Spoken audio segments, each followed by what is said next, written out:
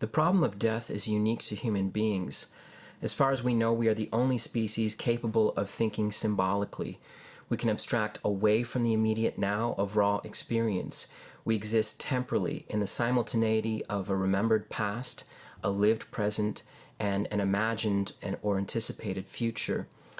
We can explicitly consider actualities and possibilities. These capacities, as part of self-aware consciousness, mean that we have an awareness of our own death, both as an ever-present possibility and as an unavoidable part of life. We can't escape death, and we know it, which is both a gift and a curse. It's a gift because our awareness of our own mortality is the condition that makes life so precious and meaningful.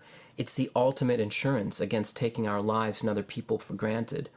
We all know many who've had near-death experiences, and they tend to undergo fundamental shifts in how they experience themselves within time.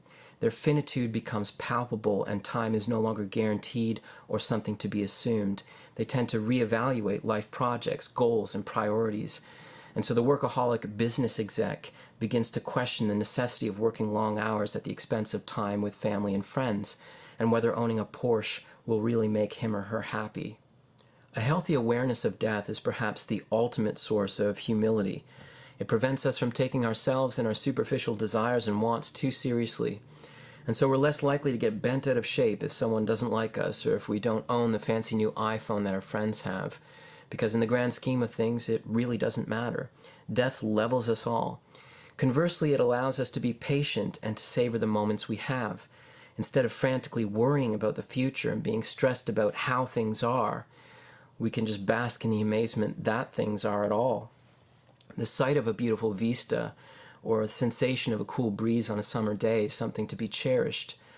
A healthy awareness of our limited time also ensures a more authentic prioritization of one's values, life goals, and even a capacity for noticing and attending to raw sensory experience. An awareness of death, paradoxically, allows us to feel more alive. Now, as much as death awareness is a gift, it is in many ways also a curse. It's the ultimate end to our cherished relationships, life projects, and visceral experiences that we usually take for granted. This is a terrifying possibility, made all the more so when we recognize that it could happen at any time. We don't know when it's coming. Even the healthiest of people are known to have died in ways that are tragic, unpredictable, or even absurd. This means that we each carry a tremendous amount of anxiety or potential anxiety about our own mortality. Inauthentic ways of dealing with this dilemma can lead to debilitating anxiety or feeling numb or psychologically restricted in how we live our lives.